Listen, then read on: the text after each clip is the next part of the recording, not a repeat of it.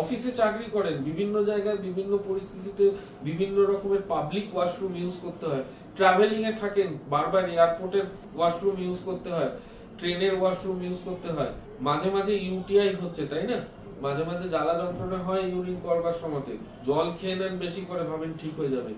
এইটা থেকে কিন্তু বাঁচবার চেষ্টা করবেন না। কয়েকটা জিনিস আমরা আমাদের ভিডিও সিরিজটার মধ্যে শিখিয়ে দিচ্ছি about perineal hygiene and washroom hygiene, সেগুলো শেখার ব্যবস্থা করুন।